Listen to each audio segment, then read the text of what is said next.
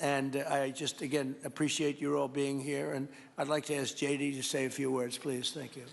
Thank you, Mr. President, and thanks to everybody for being here. You know, as a Marine Corps veteran for my entire lifetime, presidents, and let's be honest, they were Democrats and Republicans, would send the American military to far-off places. They would get us involved in these endless quagmires. They would lose hundreds or thousands of American lives, and the American people would get nothing out of these misadventures. And now you have an American president who's empowered the American military to stop the flow of drugs into our country and to ensure that we, as opposed to our adversaries, control one of the great energy reserves that exist anywhere in the entire world. And he did it without losing a single American life in the process. It was an amazing operation. It's going to make our country richer. It's going to make our country more powerful. It's going to make our country safer. And it's going to lead to the decline, the further decline of drug overdose deaths in the United States of America. An amazing thing, and I'm happy to be here to talk about how we can make it an even bigger and better operation for the American people. Thank you, sir. Thank you very much. Marco?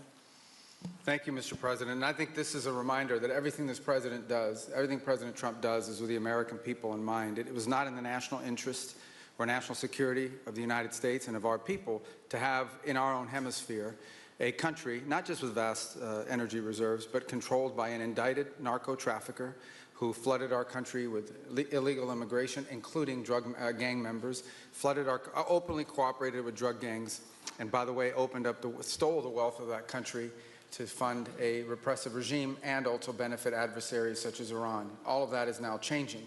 As part of this process, the first phase, of course, is the phase we're in now, which is the stabilization phase. We do not want to see destabilization in the country. We're working very cooperatively with the interim authorities there to provide a market for the sale of the wealth of Venezuela in such a way that benefits the people, both of the United States, but also the people of Venezuela. And as a reminder to everyone, the President announced this just 2 days ago. Every penny, everything they buy with the money that they're making from the oil now, Mr. President, will be bought from America.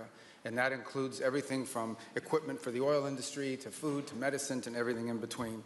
The second will be a phase of recovery, and then some of these phases will interlap, and that is to have a normal economy again where the money goes to the benefit of people, not the benefit of our adversaries or the benefit of elements in that country and around the world that are against our interests, at the same time as a process of reconciliation has to happen internally among the different sectors of society and politics and the like.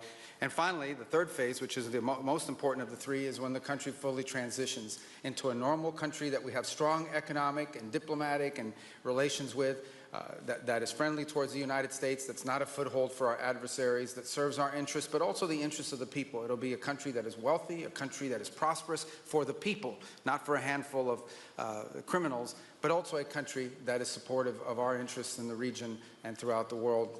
And we thank you, Mr. President, and the team you've assembled that have brought us to this point. A lot of work remains, important work, but this is historic. Okay. Thank you very much. Doug?